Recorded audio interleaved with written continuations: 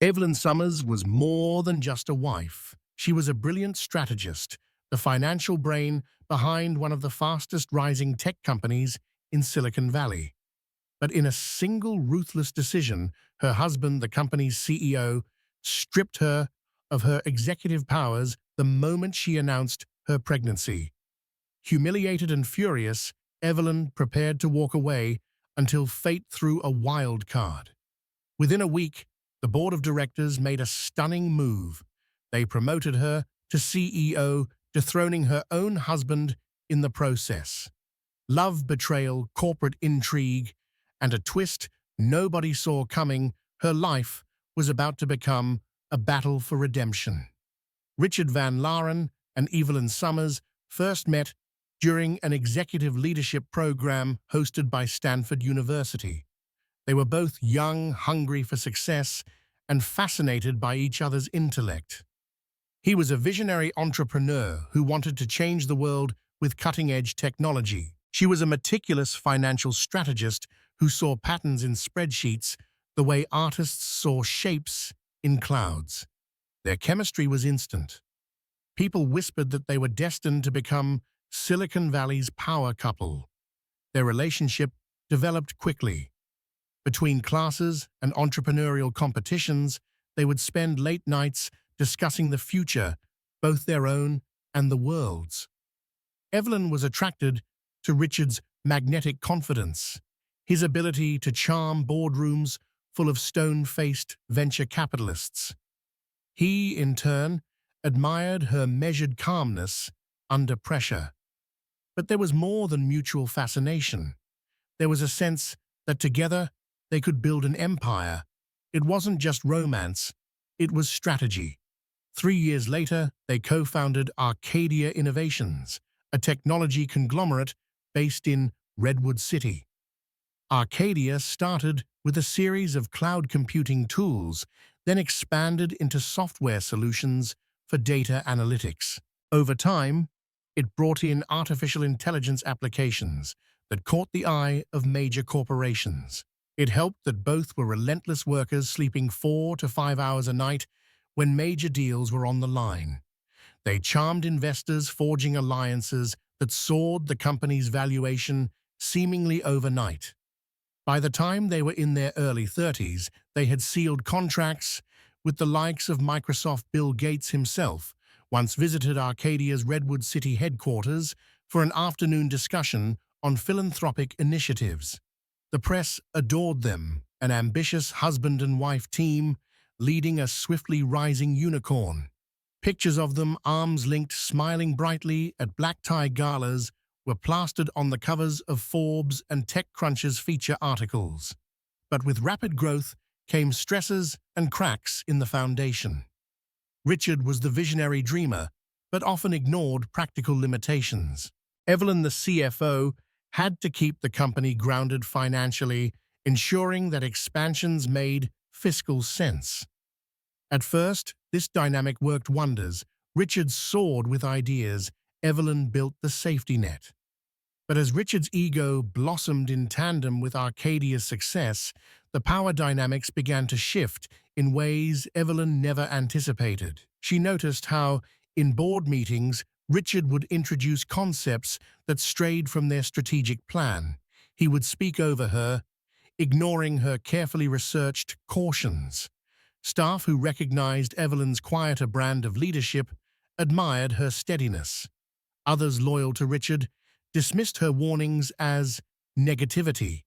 Work quickly turned into a political battlefield, with the husband and wife each commanding separate factions. Still, the marriage outside the boardroom seemed stable enough, at least on the surface. They both shared a luxurious penthouse overlooking San Francisco Bay, and the business success afforded them a life of opulence, sports cars, private jets, and invitations to exclusive events like the annual Allen & Company Sun Valley Conference. Their names were whispered among the elite of tech. The pair looked unstoppable. Yet behind Evelyn's composed smile lingered unease. Sometimes she would awaken at 3 in the morning to find Richard poring over new expansions or drafting proposals without telling her. Once she discovered he had made a massive R&D investment in a robotics startup without her knowledge using company funds. Though her instincts told her to bring it up to the board, she decided to confront Richard privately. He brushed off her concerns, dismissing them as small petty issues in the face of big-picture growth. "You're too cautious, Evelyn," he teased. "Let me handle the vision." Despite those disagreements, she continued to trust in their shared dream. Until one day, everything changed. Evelyn learned she was pregnant. What should have been a joyous occasion became the fuse that lit a bomb inside their marriage. Evelyn felt a dizzy mix of excitement and anxiety when she saw the positive test result. After nearly 5 years of marriage, the possibility of a child had always been left vague. They were both consumed by Arkadia with expansions into Asia, Europe, and the Middle East, so starting a family was someday, not immediately. But that day had finally come. She deliberated for nearly a week before telling Richard, anticipating his reaction. Would he be thrilled, nervous? She rehearsed her words, balancing them with the knowledge that Arkadia was on the brink of unveiling its biggest AI-driven project yet. The timing from a purely business standpoint wasn't ideal, but personal life rarely followed a corporate schedule. When she finally told him over dinner at their favorite Michelin star restaurant in Palo Alto, Richard displayed a hesitant half-smile. His reaction wasn't outright negative, but it wasn't the jubilant embrace she had secretly hoped for. Instead, he asked questions. "Are you sure this is good timing? How will this affect the Asia expansions? Won't the baby interfere with your CFO responsibilities?" Evelyn felt her heart tighten. She didn't have all the answers, but she'd always believed they could figure out a balance. After all, they were problem solvers, right? The pregnancy news brought the simmering issues of control and trust to the surface. Richard started making pointed remarks. "Maybe we should bring in another CFO to take over while you're on maternity leave." He used the word while like it was indefinite. From there, suggestions escalated. Perhaps it'd be better for the company if Evelyn took a step back altogether. She tried to explain that although she'd need some time off, she wasn't about to abandon her responsibilities. Arkadia was her creation as much as his. As the weeks progressed, Evelyn noticed subtle changes. Meetings were scheduled at odd times when she wasn't available. Key decisions were being made without her input. Soon, she received an official notice from HR that her role would be adjusted, referencing concerns about conflicts of interest in leadership. She was stunned. She had co-founded the company. She had dedicated endless hours to its growth. Yet now, it seemed Richard was orchestrating a campaign to edge her out, citing paternalistic concerns about her pregnancy. Their once shared penthouse felt colder. Richard grew distant. He came home late, barely communicating. If she tried to approach him about their baby, he waved her off, saying they needed to focus on Arcadia's investor relations. The deeper root, she suspected, was that Richard was terrified that her absence, even a short one, might hamper the breakneck pace of expansions. He wanted Arkadia to stand tall among giants like Google and Apple. A pregnant CFO didn't fit into that unstoppable narrative he projected to investors. Rumors spread across the company. Some employees whispered that Richard saw the baby as a liability. Others, more sympathetic, privately emailed Evelyn to express their support. She discovered that the stock watchers on the board had begun analyzing the potential risks of her pregnancy for Arcadia's upcoming stock listing. Among them was Marissa Fine, a powerful venture capitalist known for pushing companies to extremes for higher returns. Marissa had apparently told Richard that any sign of instability in the leadership team could harm Arcadia's IPO prospects. The word instability referred to Evelyn's pregnancy. Evelyn felt trapped. Publicly confronting Richard risked humiliating them both, tanking investor confidence. Quietly complying was unthinkable. It wasn't just a matter of pride, but principle. She'd poured her life into Arkadia, shaping it from day one. Why should she step aside now just because she was carrying their child? One evening, after weeks of hushed tension, Richard called an emergency executive session.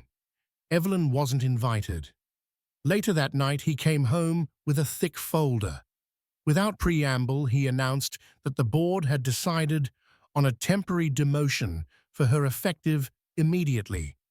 Evelyn would no longer serve as CFO. She'd be reassigned to an advisory role with diminished authority.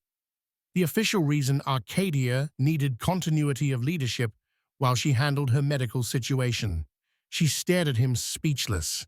Rage and betrayal coiled in her chest. She thought about the late nights, the deals.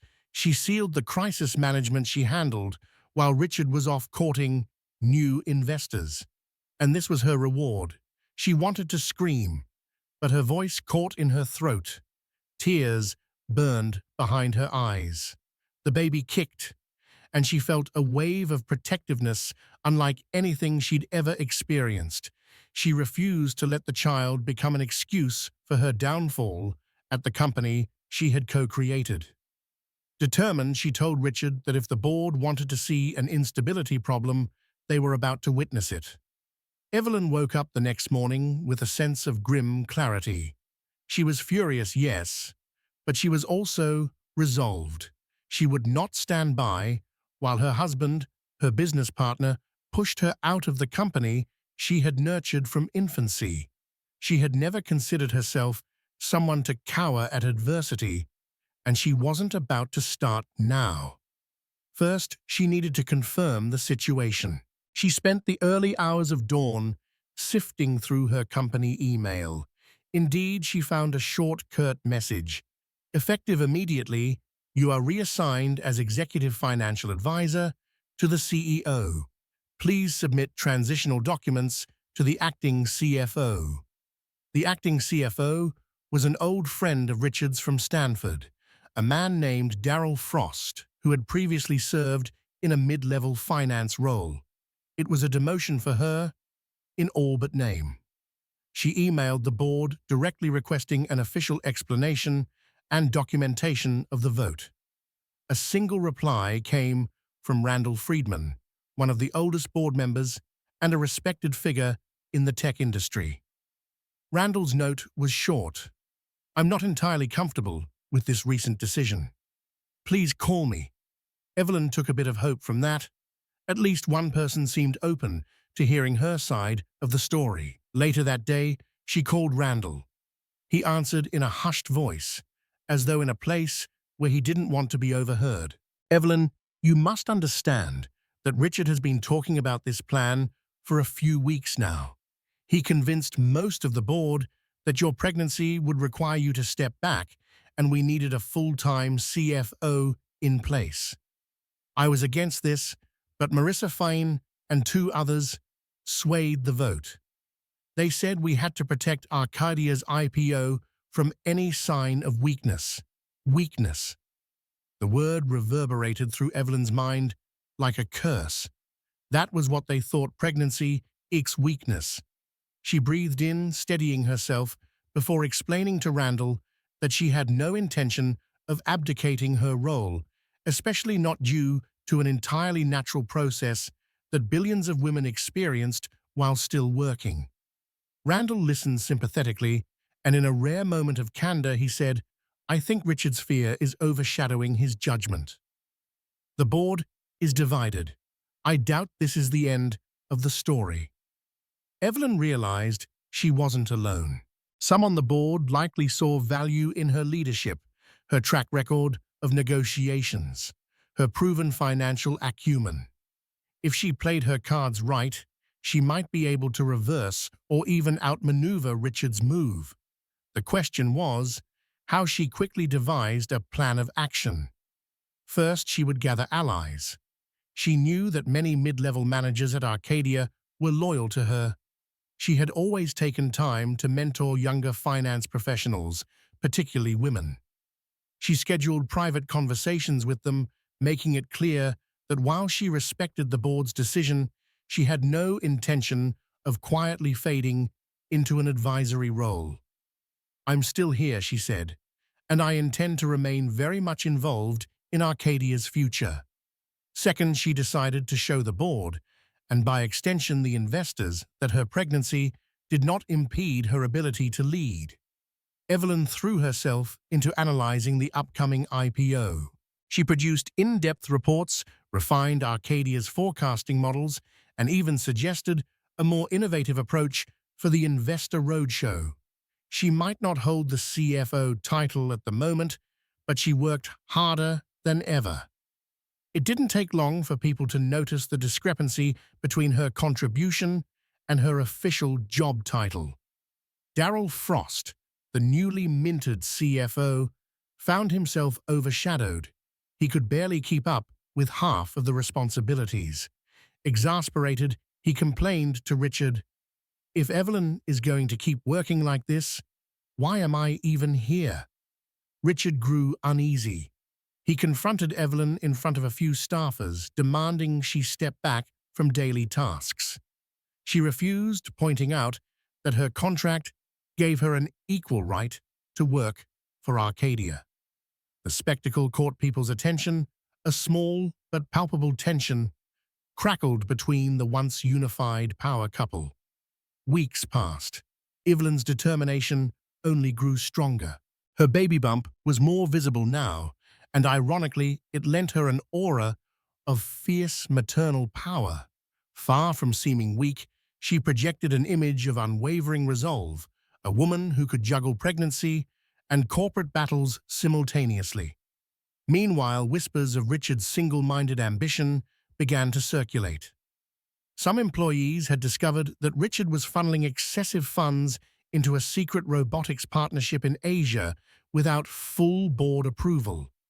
This was reminiscent of that time Evelyn had confronted him about hush-hush expansions. Rumors indicated that he was pressuring suppliers to falsify or inflate contract values to attract bigger investor buzz. If that was true, it could lead to serious legal ramifications for Arkadia, particularly with an IPO looming. Evelyn picked up these rumors through her network of loyal staff. She understood that if there was any truth to these allegations, it could blow up in Richard's face and the board's. She began to methodically investigate, requesting old documents, analyzing procurement data, and cross-referencing contract details. The more she found, the more uneasy she became. There were enough red flags to suspect real misconduct. Arcadia's unstoppable growth story could shatter overnight if these deals turned out to be fraudulent.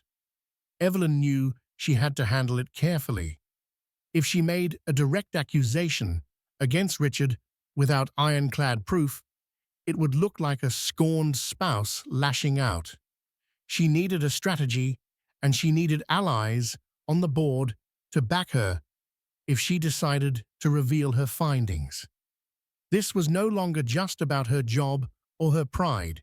It was about Arcadia's future. A scandal of such magnitude could sink everything they had built. Unbeknownst to her, a major board meeting was being planned, one that would change the course of Arkadia Innovations and their personal lives forever. The board meeting was set for a Monday morning, an unusual choice meant to catch everyone fresh at the start of the week. The agenda was disguised as routine, covering quarterly earnings, the progress of the IPO, and departmental updates. But rumors buzzed that something big was coming. Evelyn suspected Richard was preparing to solidify his power, perhaps by permanently removing her from any significant role. As she entered the sleek, glass-walled boardroom, she felt all eyes on her.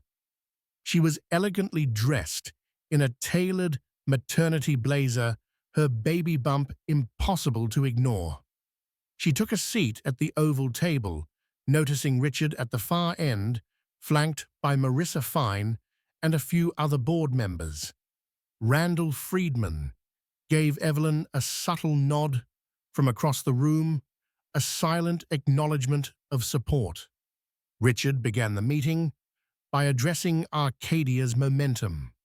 He rattled off expansion achievements, boasted about new foreign deals, and highlighted the potential for a stratospheric IPO. Darryl Frost presented the finance report, stumbling occasionally. Evelyn could tell that a few members seemed skeptical of his competence. Though demoted, she watched from the sidelines, taking careful note of every comment and slide. Midway through the agenda, Richard announced that the company was thrilled to have Evelyn remain in an advisory capacity, but that Arkadia needed to streamline its leadership structure to ensure a smooth IPO. He then turned to Marissa, who began outlining a formal resolution to reclassify Evelyn's position and convert her shares into non-voting stocks, a move that would effectively bar her from interfering in key decisions. Evelyn sensed the trap. Once her shares were non-voting, she would have no real power. She gripped her pen tightly, scanning the room for reaction. A few members, including Randall, visibly stiffened. Others seemed to follow Richard's lead, nodding along. Marissa pressed on, enumerating the reasons: concerns of continuity, the need for stable leadership during the pregnancy, and potential conflicts of interest.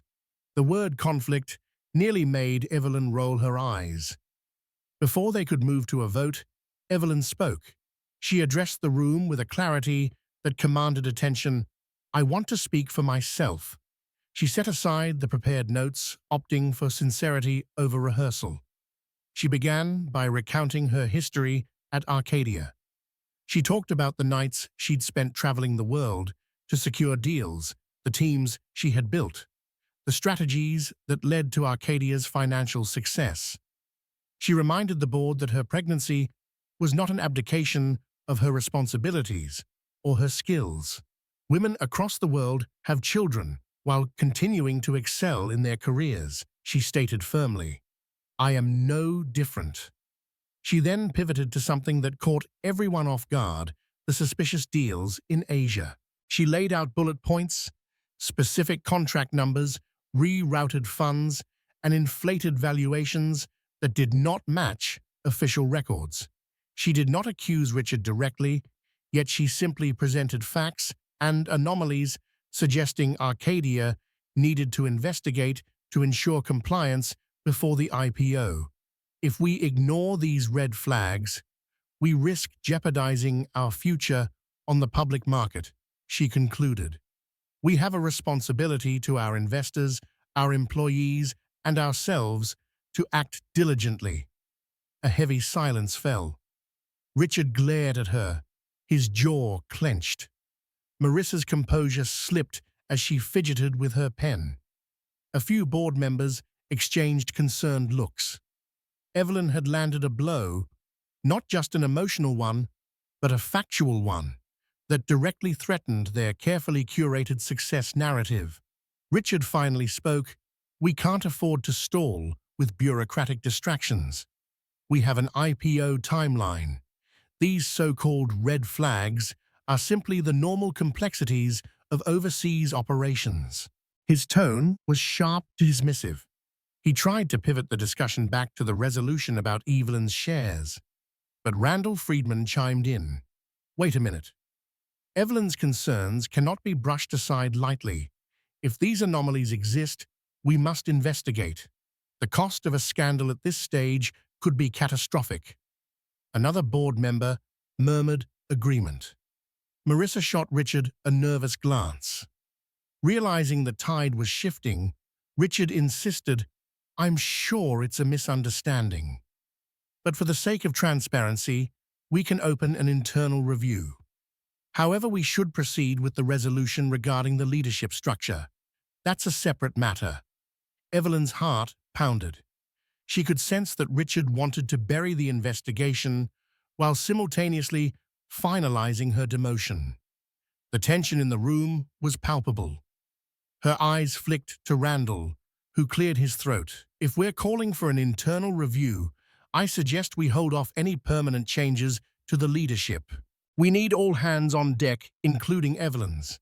She's integral to the financial oversight, and removing her shares' voting power now would seem suspect." A heated debate erupted. Marissa argued for the resolution, claiming the board had a fiduciary duty to ensure the CFO role was stable. Randall countered that fiduciary duty also meant safeguarding the company from potential fraud or inflated deals. Evelyn sat quietly watching the power struggle unfold. Her strategy had worked. The board was divided and uncertain. Richard could not simply steamroll them. Finally, the chairman, a usually silent figure named Edward Kim, tapped his pen on the table, calling for order. "We have two issues here," he stated. "One is the alleged financial irregularities. The other is the proposed resolution to change Evelyn's share status.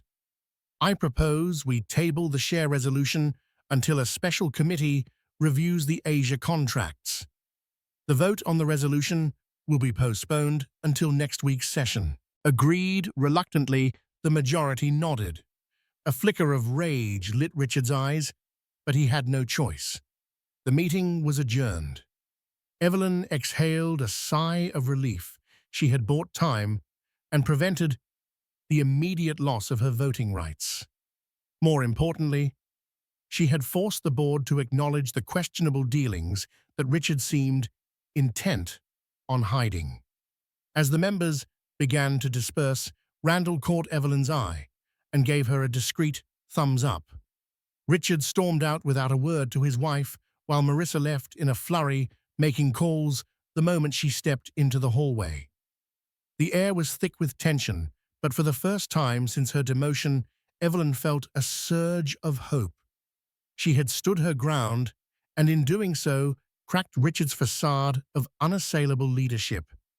What she didn't realize was that behind closed doors, a rebellion was brewing, and the next week would prove more dramatic than she ever imagined. Over the following days, Evelyn immersed herself in the newly formed special committee. She was not an official member, Richard saw to that, but Randall ensured she was consulted as an advisor, leveraging her deep knowledge of Arcadia's finances. Several accountants and lawyers were assigned to investigate the Asian expansion deals. They pored over documents, cross-checking contracts, and reaching out to local officers for verification.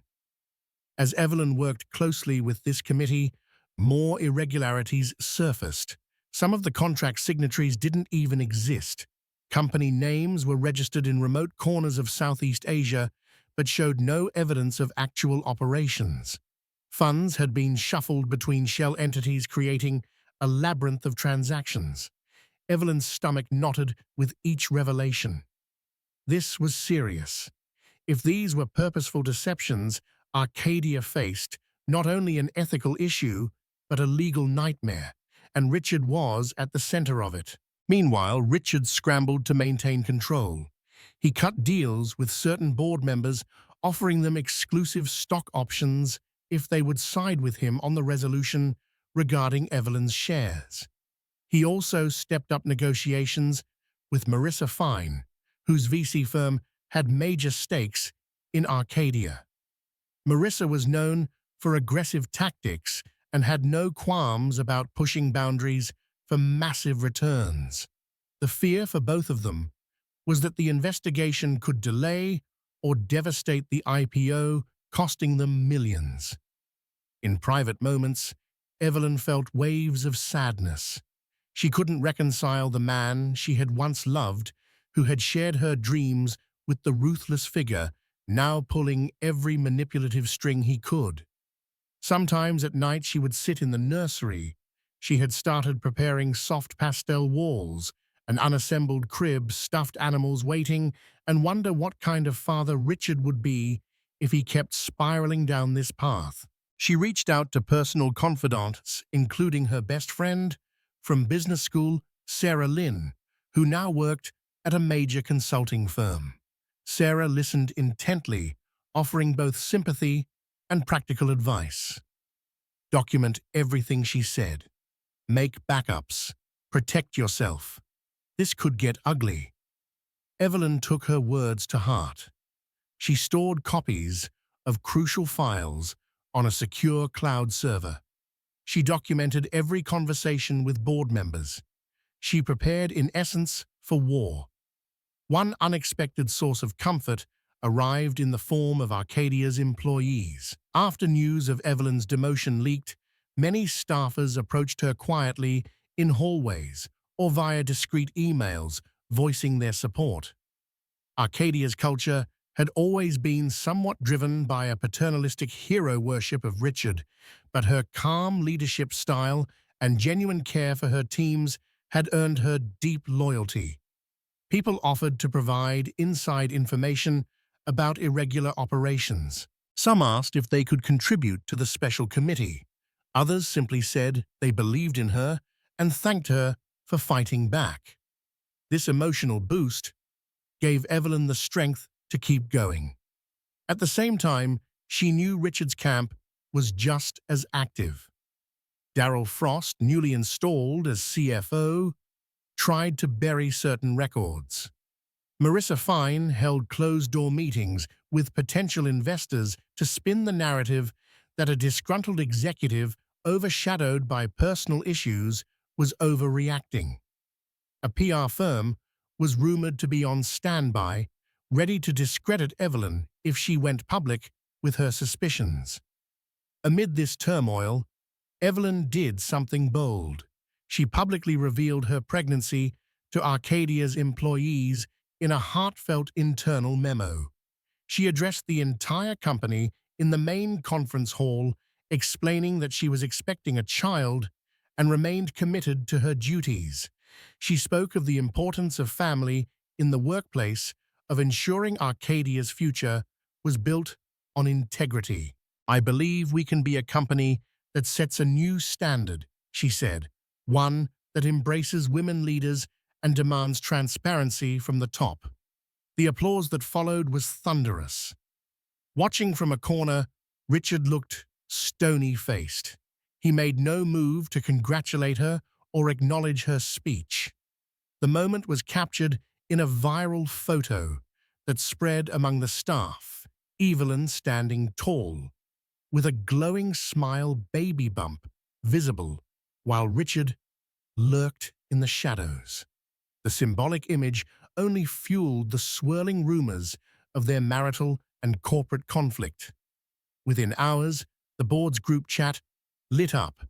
Some members praised Evelyn's dedication. Others fretted that she was turning this into a media circus, overshadowing Arcadia's focus on the IPO. Randall Friedman stood firmly in her corner, emailing that the positivity around Evelyn could actually strengthen Arcadia's brand if they resolved the internal disputes swiftly and ethically. That night, alone in the penthouse, Evelyn confronted Richard in the living room. They hadn't spoken much outside business for weeks. "Why are you doing this?" she asked, tears in her eyes. "We built Arcadia together. Why are you risking everything with these shady deals?" He glared at her frustration etched into his features. "You don't understand. I've got bigger plans for Arcadia. We're on the cusp of something huge: robotics, AI expansions. We're negotiating with top governments. We can't afford to miss this window. Sometimes we have to bend the rules to get ahead." She stared at him aghast. "Bend the rules? You're talking about potential fraud. And you're willing to sabotage your own wife's career for that," Richard sneered. "Don't play victim. You care more about your own power than the future of Arcadia. If you were truly devoted to this company, you'd trust me." Then, in a quieter voice, he added, "You think the board admires you because of your ethical stand. They only see an opportunity to use you against me. Don't be naive." Evelyn's fury rose. She pressed a hand against her stomach, feeling the faint movement of their child. "We're having a baby, Richard. Does that not matter to you at all?" He hesitated, a flicker of emotion crossing his face. But he hardened again. "I'll take care of you and the child, but Arkadia is bigger than a family. It's a global force in the making, and I'm not about to let you or anyone else tear it down." With that, he stormed off, leaving Evelyn shaken. She realized that Richard's obsession had reached a point where he was willing to destroy everything, even their marriage, for his vision of success. But she wouldn't let him destroy her. Not when she had fought so hard to get here, not with a baby on the way, and certainly not when she still had a powerful card to play the truth. The second board meeting was scheduled for the following Monday, giving the special committee just under a week to compile evidence. Every day felt more intense than the last. Tensions ran high within Arcadia's corridors. Whispers of something big about to drop pervaded water cooler conversations, Slack channels, and discreet text messages. Evelyn worked tirelessly, consulting with the committee, cross-verifying documents, and preparing for the confrontation she sensed was imminent. On Thursday, the committee concluded its preliminary findings. The evidence left little room for doubt. Certain overseas operations were sham fronts, and large sums of money had been funneled in ways that artificially inflated Arcadia's financial statements. Not all details pointed directly to Richard, but the chain of approvals included his signature. If challenged by regulators or an investigative body, Arkadia would likely face immediate scrutiny, possible legal action, and a battered reputation, devastating for an IPO candidate. Evelyn knew the stakes. She also recognized that revealing these findings would be both personal and corporate Armageddon. Richard might be implicated in financial misconduct, effectively ending his career. It would also sink their marriage beyond repair.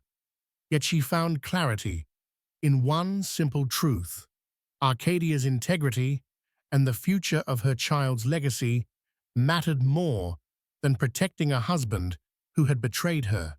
She reached a calm resolution. She had to do what was right, no matter the cost. The morning of the board meeting, Evelyn arrived early. She wore a simple navy blue dress, professional yet unassuming. In her briefcase, she carried a neatly organized binder of evidence. She braced herself for a fight, uncertain of how the board would react.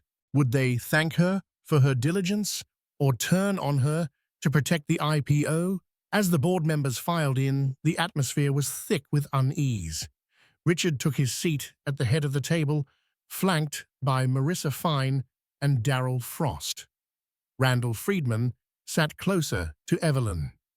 The chairman, Edward Kim, called the meeting to order. The agenda listed two critical items: the Asia expansion investigation and the vote on Evelyn's share reclassification. First up was the investigative committee's report. The lead investigator, a stoic man named Peter Danson, walked through the major findings slide after slide, each point built upon the last painting, a damning picture of manipulated contracts and hidden shell companies. Several board members audibly gasped. Marissa's face turned pale, her attempt at a neutral expression failing. At last, Peter concluded, "We believe there is substantial evidence of fraud, or at minimum, gross negligence, in the management of these foreign deals. If this is not addressed immediately, we risk severe legal consequences and potential shareholder lawsuits." Silence consumed the room. Evelyn felt her pulse thudding in her ears. She could sense the tension radiating from Richard. The muscle in his jaw twitched ominously. Finally, Edward Kim spoke. "This is extremely serious. We must respond decisively. Who oversaw these transactions, and how did this happen on our watch?" Evelyn cleared her throat, deciding this was her moment. She stood and addressed the board. From the documents and approval logs, it appears these transactions required sign-off from the CEO or an authorized delegate. We have a chain of digital signatures that can be traced to Richard's credentials, as well as to a third party who hasn't been properly identified yet. I propose an immediate internal audit led by an external law firm, and we notify the authorities of potential irregularities. A tremor passed through the room. Richard leapt to his feet, voice booming. "This is absurd. I never authorized any fraudulent transactions. My digital credentials could have been cloned. Don't let Evelyn twist this into her personal crusade. She's been against me since I had to demote her. She wants to sabotage the IPO and gain control for herself." Marissa Fine jumped in. "We should be careful about public announcements. The IPO is on the line. Maybe we can handle this quietly, do an internal fix without regulators." Randall Friedman intervened, his voice calm but firm. "That's exactly the type of short-sighted thinking that lands companies in ruin. If we hide this, the repercussions will be exponentially worse later. We must proceed ethically." A heated back and forth erupted, with some board members aligned with Marissa, others with Randall. Evelyn remained standing, refusing to be drowned out. She raised her voice above the fray. "We've worked too hard to build Arkadia. Don't let a cover-up destroy us. The truth will emerge eventually. We need to act now with transparency." Edward Kim, seeing the chaos, proposed a vote. All those in favor of initiating a formal investigation, contacting the SEC, and halting any immediate IPO steps until this is resolved, raise your hand. To Evelyn's amazement, a majority raised their hands, even some who had previously seemed loyal to Richard. The gravity of the evidence was undeniable. Marissa Fine's hand stayed down. Richard glowered, crossing his arms defiantly, but he was outvoted. The resolution passed. Arkadia would openly investigate the fraud and delay the IPO. Richard looked as if he might explode. He pointed an accusing finger at Evelyn. "I hope you're happy. You've just destroyed this company's future because of your personal vendetta." Evelyn, maintaining her composure, responded, "No, Richard. I'm saving this company from self-destruction, and that matters more than any title or personal feud." With the fraud investigation settled, the board moved to the second agenda item, the proposed resolution to strip Evelyn of her voting shares. Marissa quickly motioned for a discussion, clearly hoping to salvage something for herself and Richard. The discussion kicked off, but in the aftermath of the shocking fraud revelations, momentum shifted. Several board members argued that forcibly removing Evelyn at this juncture would look retaliatory and suspicious, especially given she had unearthed vital information. Randall Friedman hammered the final nail. "We cannot, in good conscience, demote the one who exposed these irregularities. It would be disastrous PR and morally indefensible. Furthermore, Evelyn is a co-founder with a deep understanding of the company's finances. We need her expertise now more than ever." The vote was called. The resolution failed overwhelmingly. Evelyn kept her voting shares. Richard stared at the table, his fury boiling beneath the surface. Marissa clenched her jaw. Then, to everyone's shock, a new motion was introduced, this time by none other than Edward Kim.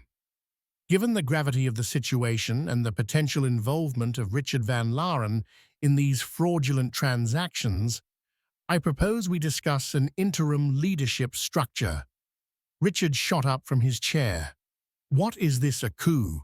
Edward continued, unflappable. "We have reason to believe the CEO may be compromised. In the interest of stabilizing Arkadia, we need an interim CEO. I nominate Evelyn Summers." Gasps followed. Evelyn's eyes widened, stunned by the turn of events. She had expected the meeting to exonerate her, but not to dethrone Richard. Murmurs rippled across the room as the board weighed the idea. Randall Friedman seconded the nomination with a sense of urgency. "We need immediate action. Evelyn has proven her loyalty and competence. Let's vote." Before Richard could protest further, the board members signaled their positions. Despite Marissa's objections, the motion passed. Richard's face paled. He looked disoriented, as if the entire world had flipped upside down. In a matter of minutes, he was effectively suspended as CEO pending the outcome of the investigation. Evelyn was appointed as the interim CEO of Arkadia Innovations. The meeting adjourned in an uproar. The last thing Evelyn saw before the door closed was Richard Ashen, furious and alone. She felt a surge of conflicting emotions: triumph, sadness, relief, and fear. This was far from the end of the battle. Investigations, legal complexities, and media storms were sure to follow. But at least for now, she had preserved the company she loved and protected the future she intended to share with her unborn child. The news broke the next day in dramatic headlines: he demoted his pregnant wife. The board just promoted her to CEO. Major financial publications like the Wall Street Journal and Bloomberg ran stories detailing Arcadia's internal shakeup, weaving in the allegations of fraudulent overseas deals. Social media erupted with thousands rallying behind Evelyn as a symbol of female leadership triumphing over corporate patriarchy. Within hours, Evelyn Summers trended on Twitter. Richard retreated from public view, avoiding the cameras that flocked to Arcadia's headquarters. Some speculated he was holed up, with lawyers preparing a defense. Others claimed he tried to reach out to old allies in the business world, seeking a lifeline. Rumors circulated that Marissa Fine was furious, feeling betrayed by the board's decision and concerned about her firm's investment. Meanwhile, Randall Friedman assured Evelyn that the board would stand by her. In her new role as interim CEO, Evelyn wasted no time. She immediately set up a crisis management task force to handle the investigation and potential legal fallout. She met with Arcadia's key clients, assuring them of the company's commitment to transparency. Her calm, decisive leadership soothed nerves, and Arcadia's stock, initially battered by rumors, began to stabilize. Ironically, the very pregnancy Richard had cited as a liability now became a symbol of hope and renewal for the company. Evelyn also took steps to mend internal wounds. She asked employees to come forward with any grievances or knowledge of wrongdoing, promising no retaliation.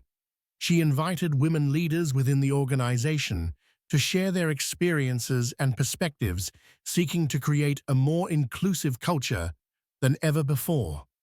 Morale, which had plummeted under Richard's combative regime, began to recover. Arcadia, battered but not broken, felt a surge of optimism. Behind closed doors, Evelyn also grappled with personal turmoil. Richard was still her husband, legally speaking, but they were living separate lives. She stayed in the penthouse for a while, but his presence there was minimal. He spent nights elsewhere, or sometimes not at all. Their brief interactions were tense, charged with a swirl of regret and accusations. Neither brought up the possibility of reconciliation.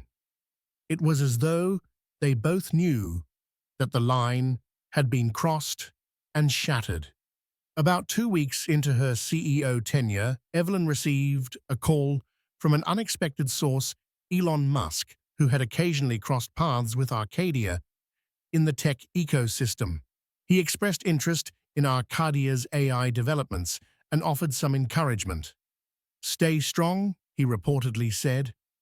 "Adversity is part of the journey for real innovators." While it was just a brief exchange, It showed that the broader tech community was watching, and some were supportive. The internal investigation progressed, confirming that fraudulent transactions had indeed occurred. The question of Richard's direct involvement remained murky, but the evidence pointed heavily toward his complicity. Arcadia's legal team notified the SEC, preparing to cooperate fully. Meanwhile, employees who had been part of the hush-hush deals claimed they acted under executive orders. Richard was in the crosshairs, like it or not. At times, Evelyn felt overwhelmed. She was preparing for the birth of her first child, while navigating an unprecedented corporate crisis. But in the midst of chaos, she found unlikely serenity. She realized she had the power to shape Arkadia into a company built on values she cherished, ethics, inclusivity, and genuine innovation rather than fear and dubious deals.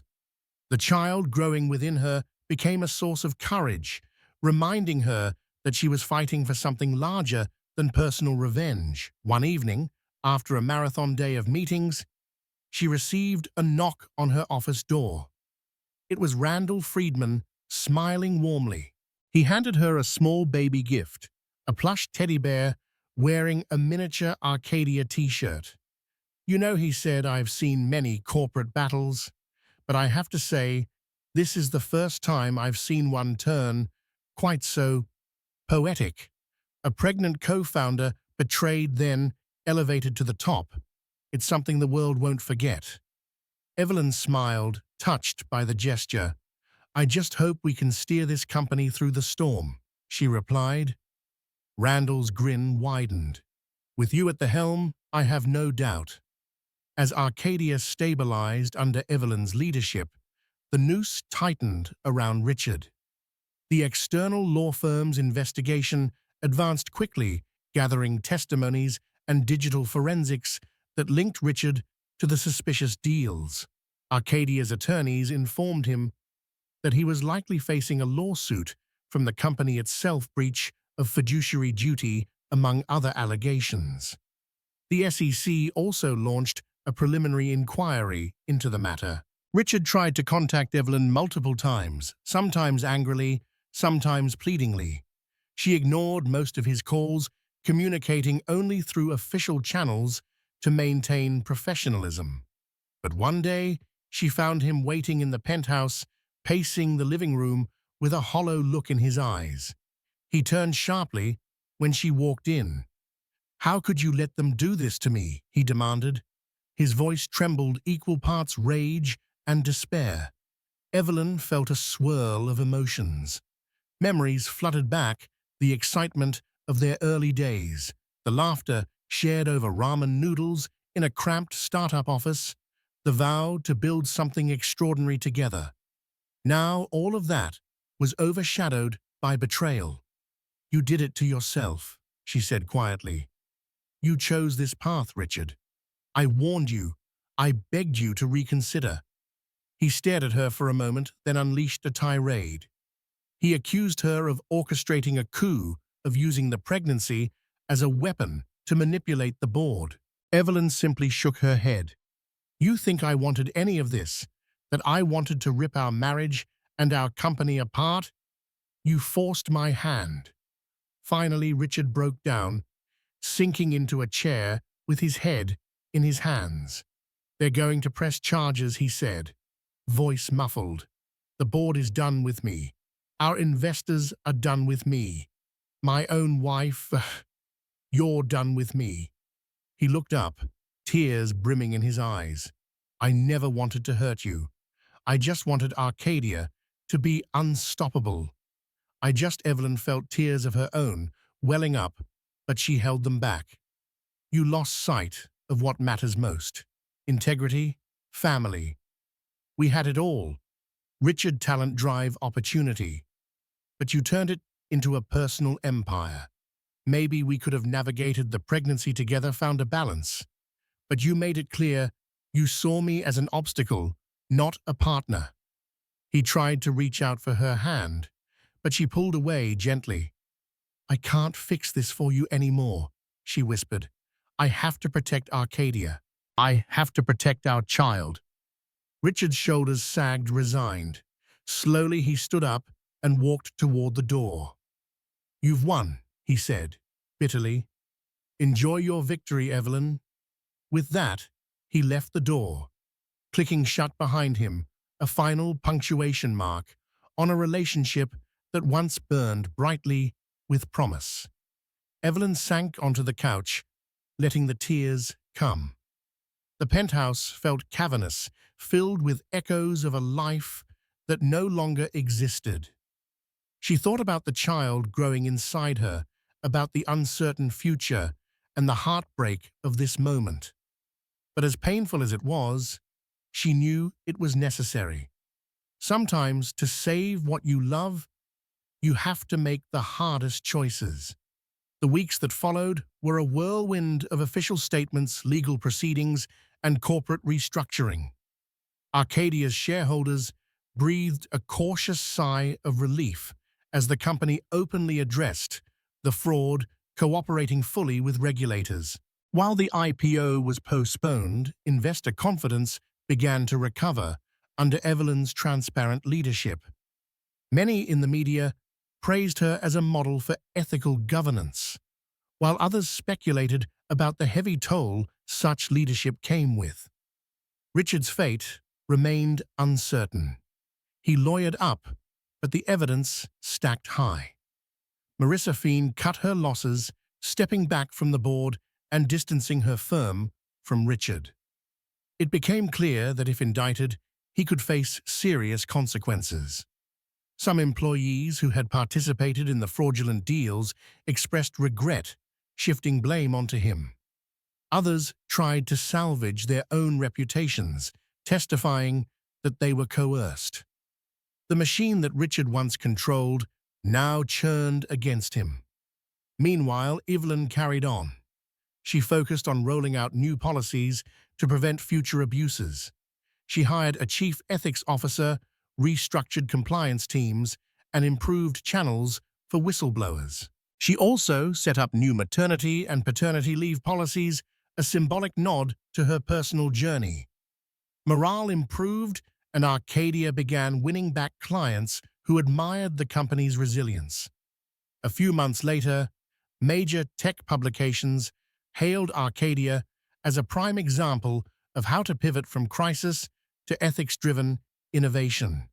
On the personal side, Evelyn quietly prepared for her child's arrival. She moved into a new condo, deciding it was healthier to leave the penthouse behind. She leaned on friends, especially Sarah Lynn, for emotional support. She even joined a prenatal yoga class, finding a sense of calm and community with other expecting mothers who lived lives far removed from corporate battles. The baby's kicks reminded her daily of hope, a fresh start waiting just around the corner. When Evelyn's due date approached, the board insisted she take a leave of absence for the final few weeks. She resisted at first, unwilling to abandon Arkadia during a critical time. But after some reflection, she realized it was wise to let her newly hired executives step up. Confidence in the leadership team was growing, and they could handle operations while she focused on her child. The day before her leave began, she held a final meeting with her top managers. "Trust your instincts," she told them. "We've come through the worst of the storm. Now we have a chance to shape Arkadia into something truly good. Don't lose sight of why we do what we do." They applauded, some with tears in their eyes. She had become a role model, a beacon that shone through the darkest times. In the early hours of a quiet Saturday morning, Evelyn felt the first contractions. Sarah rushed her to the hospital. Despite the months of turmoil, the moment was both surreal and grounding. She was about to meet the life she had carried through one of the fiercest corporate battles imaginable. The labor was long, but free from major complications. Finally, near sunset, she gave birth to a baby girl, Sophia Grace Summers. Holding Sophia in her arms, Evelyn felt a wave of emotion crash over her love relief and an overwhelming sense of gratitude. She realized that no boardroom victory, no corporate title could ever compare to this miracle of new life. She spent a few days in the hospital, recovering and bonding with her daughter. Flowers and gifts poured in from Arkadia. Employees, board members, and even some old business acquaintances who heard the news. One card in particular from Randall Friedman read, "You brought life and light back into Arkadia. Now focus on the greatest creation of all, your child." Evelyn smiled as she read the heartfelt message. Richard did not come. She had not expected him to. He was likely deep in legal battles, or perhaps too ashamed to face her or his newborn daughter. Evelyn felt a pang of sadness for Sophia, who might never know her father in a meaningful way. But she also recognized that she could not force Richard to be the parent he wasn't ready or willing to be. When she was discharged, Evelyn carried Sophia out of the hospital, stepping into the warm California sun. The future was a wide horizon, challenging, unpredictable, but hers to shape. A few weeks after giving birth, Evelyn returned to Arkadia and found the company thriving. The leadership team had held the fort, admirably securing strategic partnerships that bolstered confidence. Employees greeted her with a standing ovation. In her arms, baby Sophia blinked curiously at the sea of smiling faces. Evelyn resumed her CEO duties with a new perspective. She implemented flexible work hours not just for herself, but for all employees seeking better work-life balance. Her focus shifted toward developing AI-driven healthcare initiatives, a field with personal resonance. Evenings were sacred. She'd return home to sing lullabies and read bedtime stories to Sophia. The investigation into Richard's misconduct marched on. Eventually, he negotiated a deal: restitution, a corporate ban, and silence. He vanished from the tech scene. Rumors hinted at exile and mounting debts, but Evelyn no longer sought closure. Her energy was with Arkadia and her daughter. Under Evelyn's guidance, Arkadia's reputation flourished. She appeared on panels, her story hailed as one of resilience. "We must remember why we build, not just what we build," she told aspiring leaders. She had become a symbol of ethical leadership, proof that strength can come from both conviction and compassion. A year later, Evelyn stood on stage at a corporate leadership summit in San Francisco. She was the keynote speaker, and the packed auditorium buzzed with anticipation. In a nearby green room, her daughter Sophia, now a curious toddler, played under Sarah Lynn's watchful eye. Evelyn began her speech by recounting Arkadia's founding and the dreams she and Richard once shared. She acknowledged the betrayal and demotion she endured and how the board reversed it within a week, promoting her to CEO. She spoke openly about the personal cost, heartbreak, uncertainty, and fear for her unborn child. Then came the turn: how she fought for truth, uncovered fraud, and reshaped the company with integrity.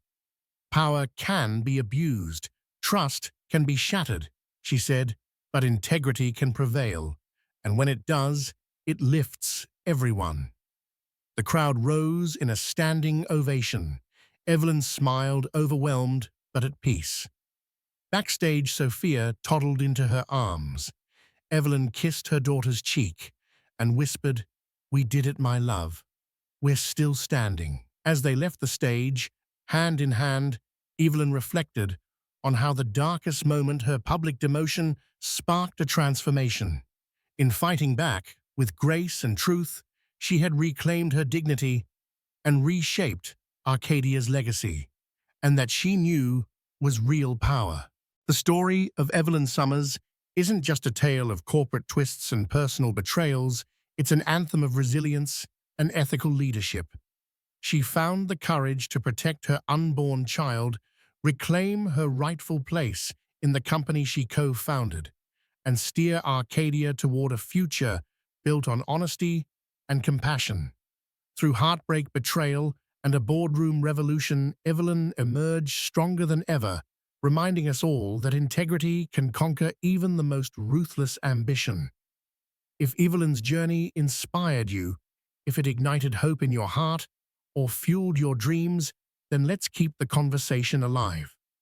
Like this video, share it with those who crave a story of defiance and victory, and subscribe to this channel for more tales of triumph.